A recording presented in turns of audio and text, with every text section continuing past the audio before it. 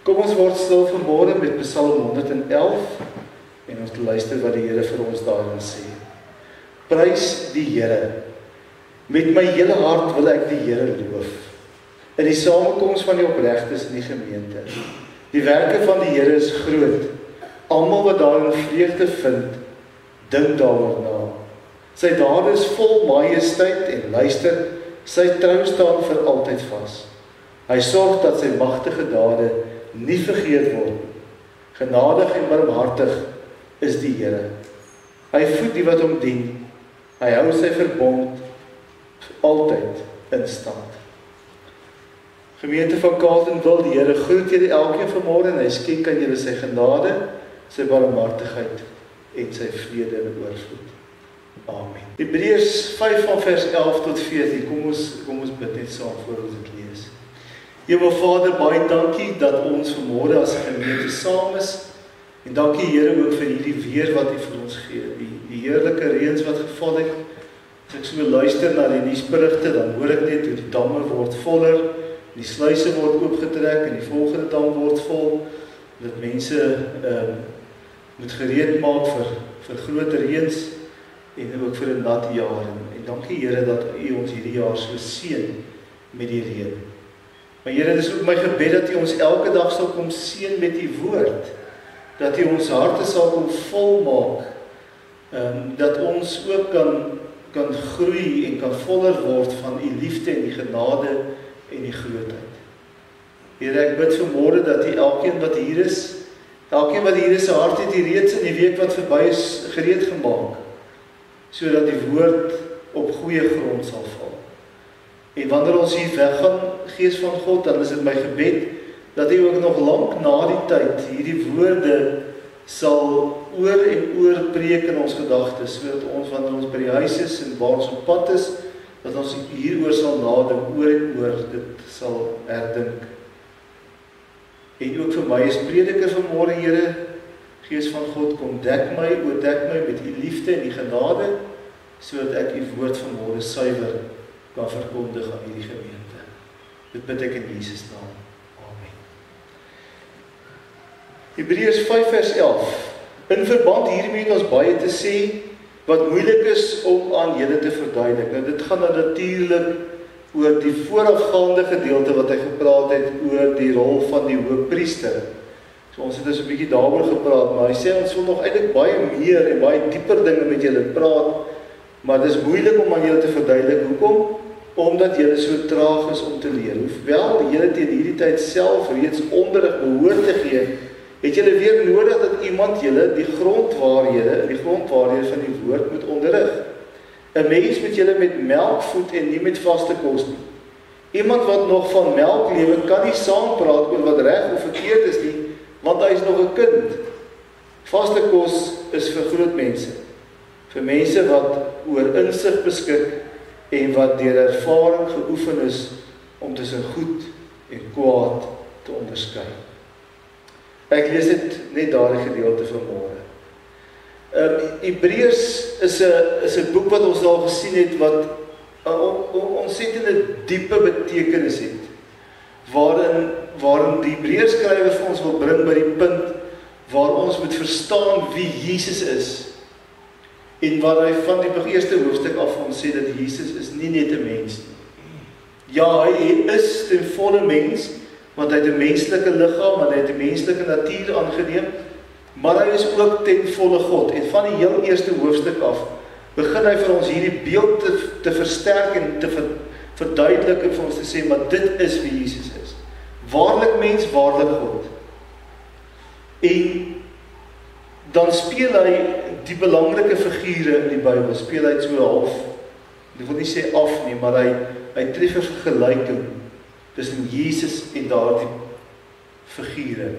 Soos tussen Jesus en die engele, waar hy in die heel eerste hoofstuk sê dat die engele is vir ons belangrik, en die engele is daar, want hulle is die boodskappers van God.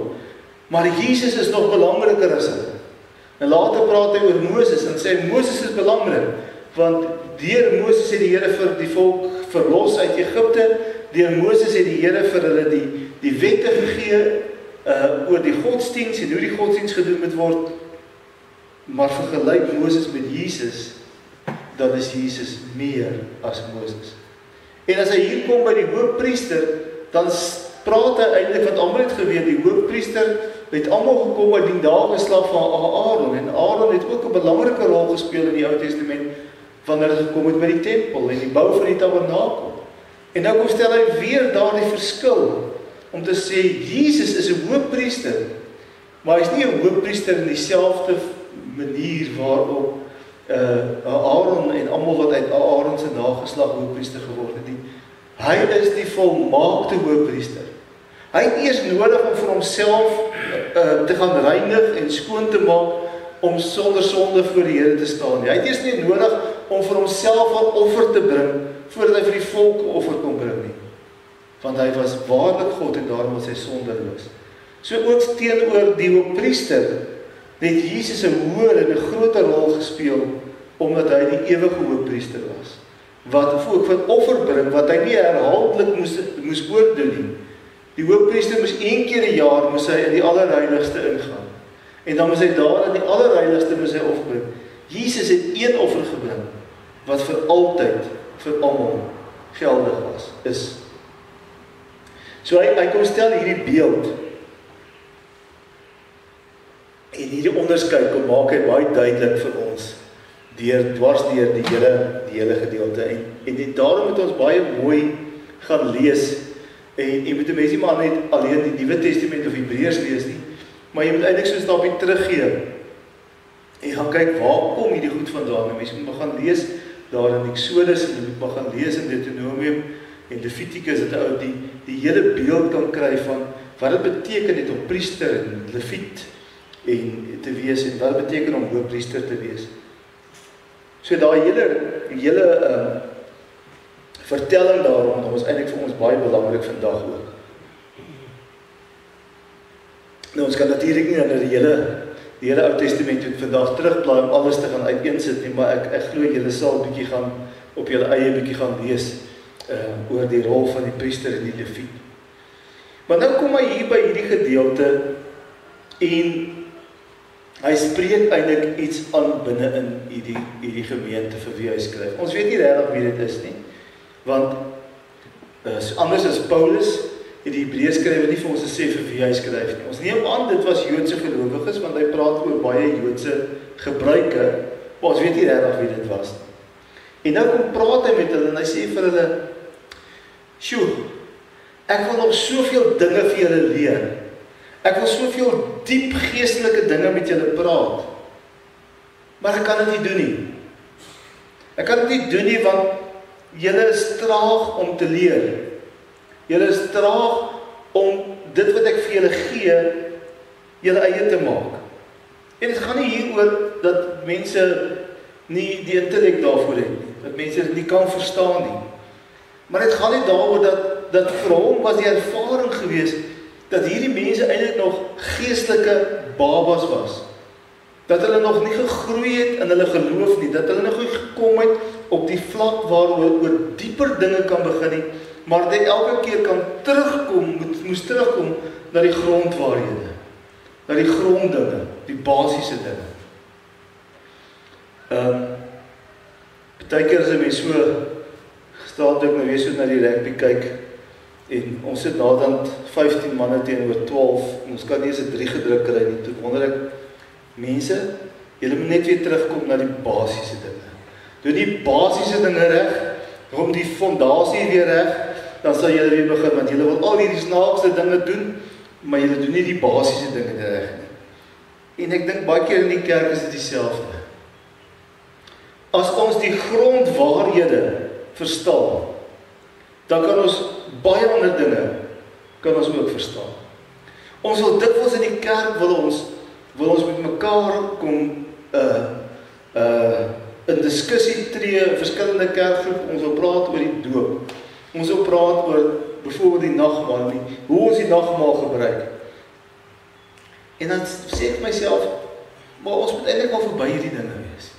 As geestelike volwassenes, maak nie saak of ek as 'n baba gedoop word en of ek as 'n volwasse gedoop word. Ek sê nou dat vir die ouens by die Bybelstudie, ek sê vir dit, dink net vir jouself nou af, as die doop so belangrik was, dat die doop ons nou in die hemel sou kry, En die man daar aan die kruis sê vir Jesus, jy moet hulle vergeet. Vergewe hulle, want hulle praat nie die regte ding nie. Dink nou net as Jesus nou alles moet stop daar vir die soldate en sê, stop, haal my eers van die kruis op, ek moet nou eers hierdie man gaan doop. Jesus het dit nie gedoen. Want die doop was nie die belangrike ding nie. Die doop is net die teken daarvan, van dit wat Jesus gedoen het. Van die belangrikste element wat ons gebeur het.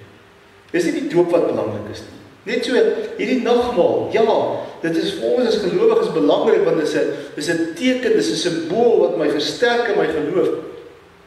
Maar dis nie waaroor dit gaan nie.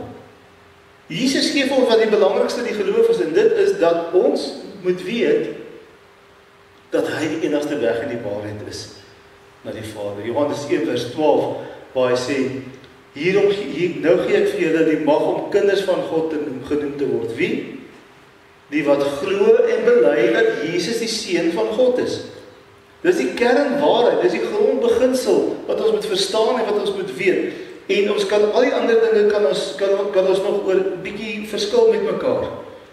Dit maak nie saak nie, want dis nie die kernwaarheid nie. Die kernwaarheid en die grondwaarheid is dat ek en jy in 'n lewende verhouding met Jesus Christus moet staan en hom moet erken as die Here en die Verlosser van ons lewe. En as ek nie daai verhouding het nie, dan het ek nie die ewige lewe nie. Dis die grondwaarheid. Daarna kom baie dieper dinge daar rondom, en dit wat Jesus kom doen het in sy werk, en miskien oor die goeie soos die drie-eenheid van God, en ons kan oor baie van hierdie diep teologiese dinge praat, en ons kan dit probeer verstaan. Maar as ek nie verstaan wat die kern van Jesus se funksie en sy taak was toe hy aarde toe gekom het, dan mis ek die boot. Iemand het nou daar vir my gevra, maar is Jesus nie minder toe hy op aarde was nie? Was hy nie beperk nie? Was hy nie ingeperk nie? En dan moet ons die verskil maak om te verstaan dat Jesus as sy mens en sy menslikheid was daar sekere dinge waarin hy ingeperk is, maar hy het nooit opgehou om God te wees. So as die disippels vir hom daar vra in Matteus 24, waar hulle hom vra, maar wanneer gaan die tyd kom, dan sê hy vir hulle, nog ek, nog die engele in die hemel weet, behalwe die Vader alleen weet wat die tyd is. Dat beteken nie dat Jesus nie geweet het, Jesus in sy menslike natuur het nie geweet nie. Maar die goddelike natuur van Jesus, hy het nooit opgehou om God te wees nie. Hy sê dan ook vir die disippels, ek en die Vader is een. Vra hulle vir hom, ons wil graag die Vader sien, dan sê hy, julle is al so lank by my, julle sien my, julle moet die Vader sien as julle my sien, want ek en die Vader is een. Daardie beginsels is die grondwaarhede van ons geloof.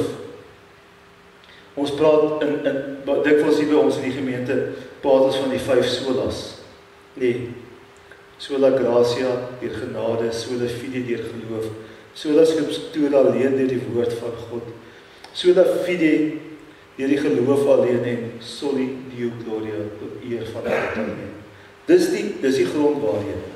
As ek nie verstaan dat my geloof aan hierdie beginsels gebou is nie, dat ek alleen deur genade op grond van die verlossingswerk van Jesus Christus gered word, deur dit in die geloof aan te neem, en dat ek alleen uit die skrif God werklik kan erken, en dat my lewe geleef moet word tot eer van die Here, alleen tot eer van hom, dan verstaan ek nie waaroor die evangelie gaan. En die Hebreërskrywer kom praat nou hier oor om te sê, dit voel vir my asof ek besig is om met kinders te praat. Dit voel vir my of hierdie gemeente nie groei nie. Ek praat nou nie van hierdie gemeente, ek praat nou van die gemeente in Hebreërs, maar nou nie, ek praat nou met een van julle nie, maar dit voel of hierdie gemeente nie wil groei nie. Of hulle kinders is. Nou as ons as ouers, as ons sien ons wat nou nog bietjie ouer is, en nou oupas en oumas is, ons het nog geglo aan Jan van Elfen, sy boeke, jy onthou nog daai dae, alles wat hy gesê het was, het jy op die letter gevolg, en as die baba nou op 6 maande is, en hy kan nog nie sit nie, dan het jy nou 'n bietjie begin bekommer raak, en dan sê hy, soveel bane nie kan kruip nie, dan sê jy nou, dan wonder jy of jy nou nie die kinderarts moet gaan sien nie. Maar jy hou jou kind se ontwikkeling dop. En as jou kind op 'n jaar nog nie eers goeders kan vat in sy hand en kan vashou nie, dan gaan hy begin bekommer raak. Jy gaan gewonder, maar is daar nie fout met hierdie kind nie? Hoekom kan hy nie hierdie fyn motoriese goeders doen nie? Of as hy nie glad nie kruip nie? Ek weet daar's baie mense wat nie gekruip het nie, maar baie mense het op hulle boude geskuif. Nee, of het op hulle maag gesuil, of een of ander manier het hy begin leer beweeg voordat hy begin loop het. Maar as jy nie deur daai ontwikkelinge gaan nie, dan begin ons as ouers bekommerd raak. Moet ons as gelowiges nie oor mekaar begin bekommerd raak as ons nie die geloofsgroei begin sien in mense se lewe nie. Oom Sorry Osredig het in een van sy boeke het hy geskryf die verskil tussen 'n graf en 'n groef. Weet julle wat is die verskil tussen 'n graf en 'n groef? Net die diepte. Net die diepte. As ons in 'n groef bly val, is jammer op Niels as jy nie, maar jy almal ken plaaspaaie. As jy op 'n plaaspaaie ry, hou 2 spoorpaaie en jy ry jaar na jaar, wat gebeur later dan? Die spore loop uit, die middelmannetjie word hoor, en as jy nou nie 'n hoë 4x4 of 'n bakkie het nie, dan kan jy later nie meer ry daar nie, want jou kar se onderstel skuur op die middelmannetjie, want die spore ry uit. Daai groewe word al hoe dieper. En later kan jy dit nie meer gebruik nie. As jy in 'n groef verval in jou geloof, en daar word nooit nuwe uitdagings, daar's nooit nuwe groei, daar's nooit nuwe ontwikkeling nie, dan begin jy stagneer. En as jy begin stagneer, is jy besig om dood te gaan. Geestelik ook dood te gaan. En ons moet as gelowiges ook bekommerd raak oor mekaar. Dis wat ons hier voor 'n kanse beloof het, die dag toe jy belydenis van geloof afgelê het. Het jy gesê, ek bely dat hierdie gemeente ook oor my toesig kan hou. Nou jy dit? Dit is die 4de vraag in die geloofsbelydenis. Beloof jy dat hierdie gemeente oor jou toesig kan hou? En dan hopelik het die dominee gesê, omdat dit is nie net die kerkraad nie, maar dit is ons wat oor mekaar moet toesig hou. Ons moet na mekaar opsien. Geestelik. En dit gaan nie daaroor dat ek dink ek is beter as jy nie. Dit gaan net daaroor dat ek na jou lewe kyk en as ek sien wat jy was, en jy dalk nie meer daai getrouheid of daai ywer of daai wat ook al het vir die Here nie, dat ek by jou kom staan, my hand op jou skouer en sê, Boetie sussie, ek mis jou. Ek sien iets in jou lewe wat verander. Ek gee om vir jou, maar wil jy nie weer terugkom nie? Is dit nie die pad wat ons behoort te loop as kinders van die Here nie? Om te sien en bekommerd te raak oor mense wie se groef besig is om 'n graf te raak. Daar moet 'n verwagte groei wees by gelowiges. En dit is waaroor die skrywer hier skryf om te sê, ek verwag groei. As ons almal net op die geestelike melkkos bly, gaan ons nooit groei geestelik nie. Maar ons begin om die vaste dinge, die vaste spyse, die vaste kos, die vleise van die lewe en die groentes en die vrugte, ons moet begin om dit te eet in ons geestelike lewe, sodat ons geestelik kan groei en sterker word. Melk en vaste kos verskil. Mense wat net melk eet, is kinders. Hulle gaan sukkel om besluite te neem, veral ook etiese besluite. Hulle gaan maklik verlei raak deur valse leerstellings en valse leringe. Hulle word vinnig deur emosies en die kultuur beïnvloed. Gaan saam met die kultuur, as die kultuur die kant toe gaan almal die kant toe, die kant toe gaan hulle weer die kant toe. Maar iemand wat standvastig is, wat vaste kos eet, wat die beginsels ken, sal maak nie saak watter kant toe die wind waai nie, sal vas bly staan. Mense wat net melkkos eet, hou aan sukkel met dieselfde sondes in hulle lewe, want daar kom nooit groei in hulle lewe nie. Hulle verstaan nie die dieper rykdom van van wie Christus is en wat hy vir ons kom doen het nie. Die mense wat net op melk bly lewe, is onseker wanneer die moeilike tye in die lewe kom en ons nie weet watter kant om te gaan nie, dan raak ons onseker. En dan is dit maklik om aan ander dinge vas te gryp as om aan Jesus Christus vas te hou. Mense wat aan die teendeel, wat geestelik volwasse is, met hulle kan jy gesprek voer oor die dieper dinge van die geloof. Hierdie mense sal die onderskeidingsvermoë hê om te kan onderskei tussen vals leerstellinge en vals leringe en tussen dit wat op die Bybel gegrond is. Wat ons net al gesê het, sola scriptura. As iets nie in die skrif staan nie, en dit net 'n leerstelling is wat hier los in die lug hang, en miskien so op 'n Bybelversie gebaseer is, dan gaan 'n mens maklik, as jy geestelik volwasse is, daar deursien en sê, maar dis nie wat die Bybel sê nie. Dis nie wat die Bybel vir ons leer nie, want kyk, die Bybel sê ook so, daar en daar en daar. Geestelike volwassenes is een wat deur vals leerstellinge kan kyk en dit kan raak sien. En mense kan waarsku en sê, wees versigtig. Is iemand wat deur die rookwalms van die kultuur kan raak sien. Weet ons dan deur sulke siklusse van in ons kultuur. Daar was 'n tyd wat die kerk alles was.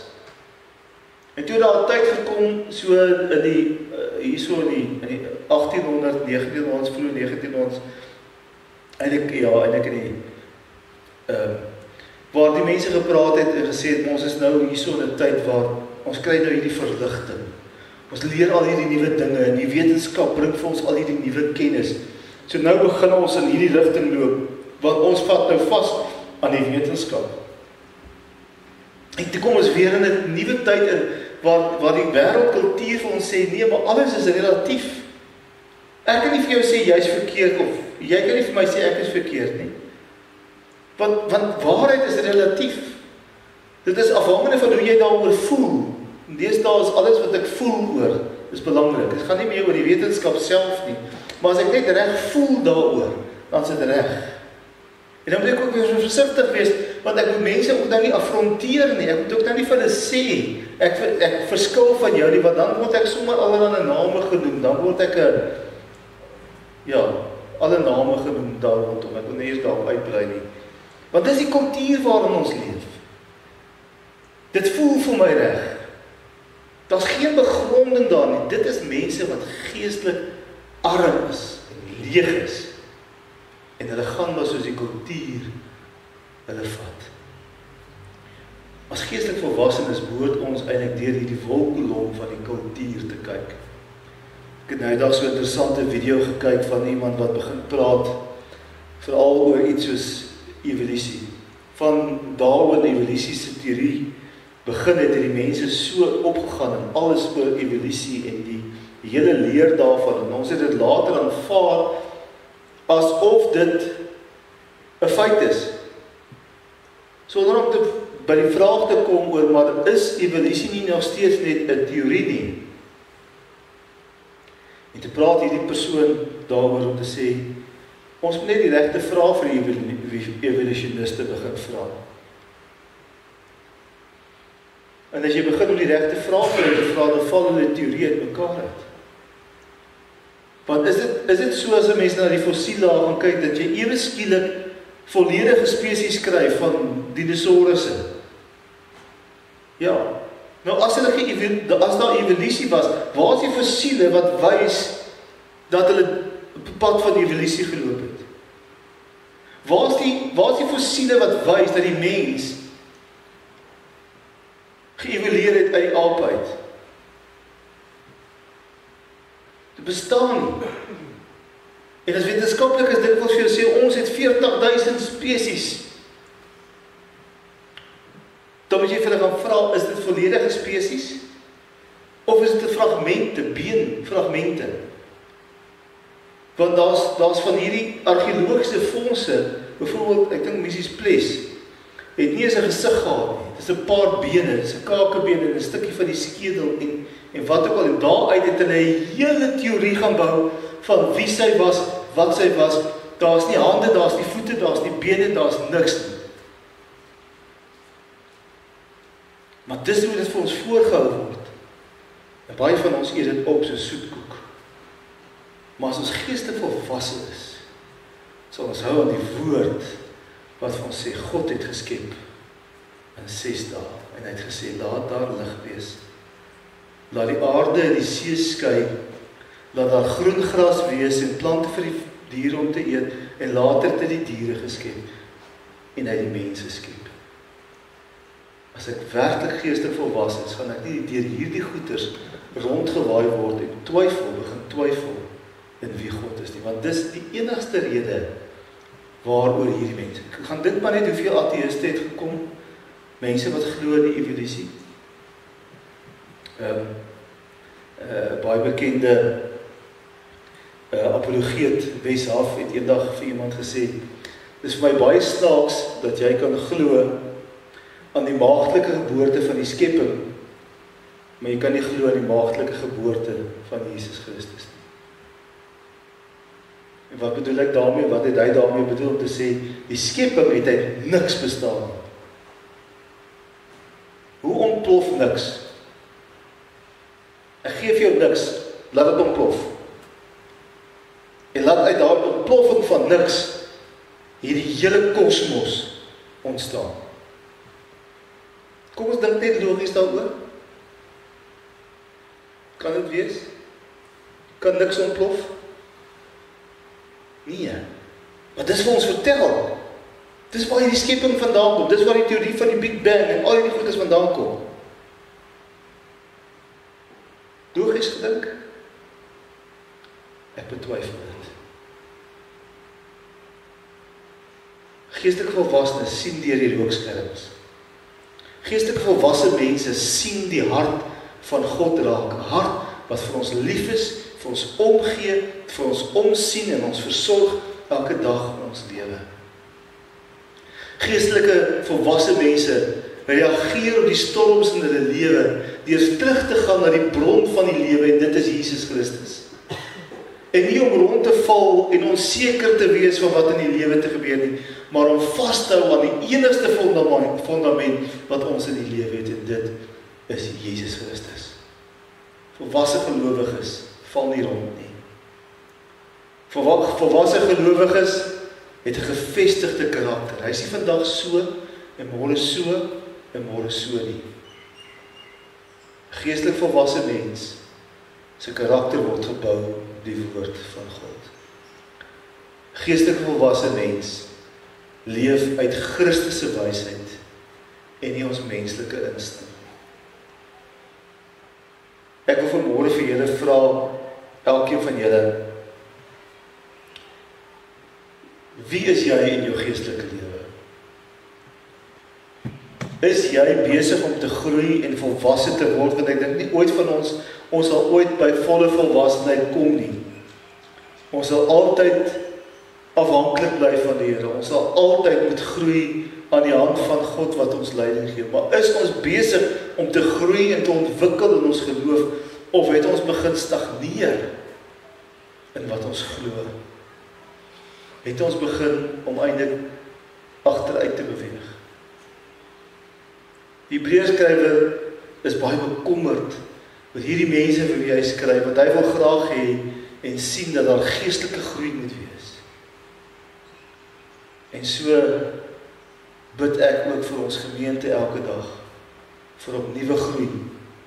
Groei wat ons sterker sal maak, nader aan die Here sal bring, sodat ons elke dag meer en meer sal wees soos wat Jesus Christus wil hê ons moet wees. Kom ons bid saam. Hemelse Vader, baie dankie vir die woord vanmôre en dankie dat ons so kan stil word as 'n gemeente oor hierdie 4 verse wat die Hebreërskrywer skryf. Aangrypende verse. En verse wat ons weer aan die hart wil ruk om net weer te sê, wees versigtig. Dis so maklik om te stagneer, dis so maklik om op te hou groei, dis so maklik om te val in 'n groef. Kom ons word 'n gemeente, laat ons 'n gemeente word, Here, wat aan mekaar sal omsien, en mekaar sal optel, mekaar uit daardie groef sal haal, sodat ons weer kan groei en kan lewe. Dis my gebed vir elke lidmaat wat hier is vanmôre. Ons dink vanmôre aan ons stompie wat in die hospitaal daar in Potchefstroom lê, wat opgeneem is daar. Ons dalk dink aan Annetjie wat 'n breinaneurysme gehad het, Here, en wat besig is om te herstel. Dankie daarvoor. Ons dra ons gemeente aan U op. Ek hoor tannie Monica is ook vanmôre nie baie gesond nie.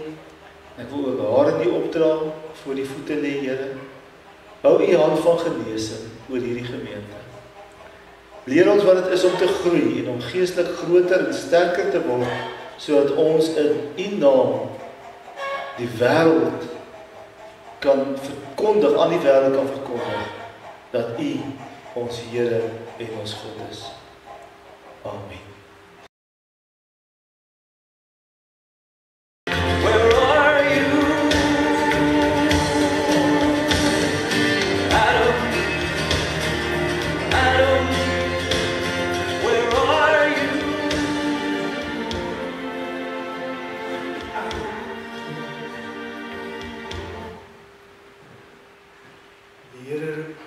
Die Here kom roep ons elkeen nog, net soos wat hierdie sangers sing in hierdie lied. Toe Adam en Eva sonde gedoen het in die tuin, het die Here gekom en hulle geroep, uit hulle gesoek. Adam, waar is jy? Ek weet ons almal se naam is nie Adam nie, maak nie saak wat jou naam vanmôre is, die Here kom ook om jou te roep. En hy sê vir jou, ek wil graag hê jy moet in my teenwoordigheid wees.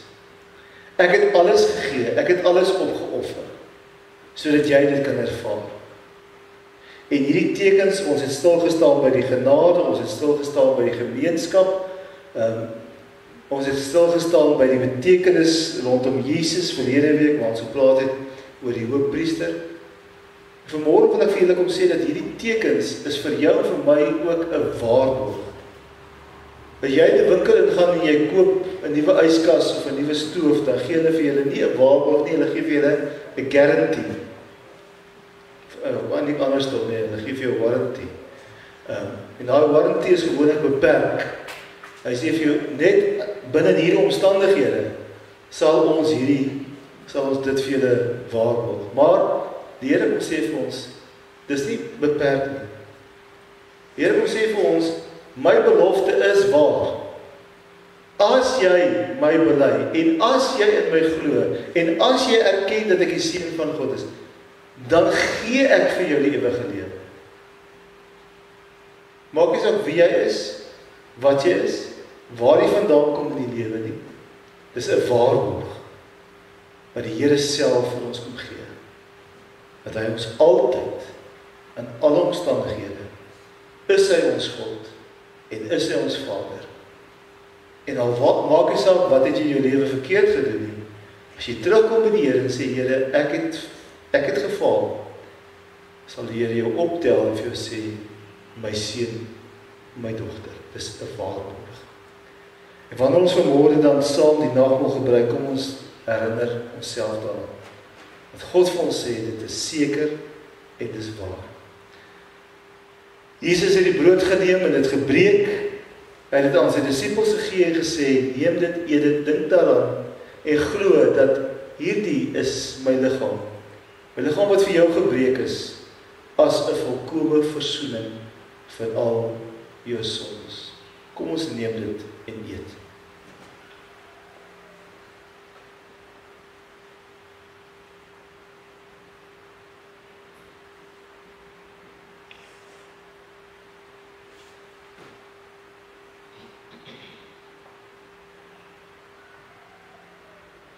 En nadat Jesus die brood gebreek het, het hy die beker geneem, die beker van danksegging, sy Vader gedank en gesê, die beker van danksegging is die teken van my bloed, wat vir jou gestort het aan die kruis. Neem dit, drink dit, dink daaraan en glo, dat my bloed vir jou gevloei het, as 'n volkome verlossing vir al jou sondes.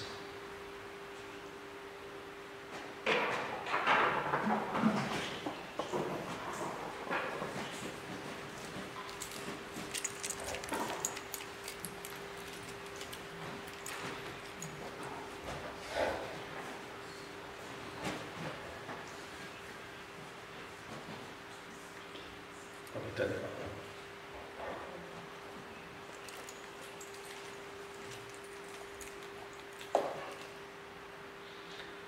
Is daar nog iemand anderste wat van die beker gebruik? Ja, sê.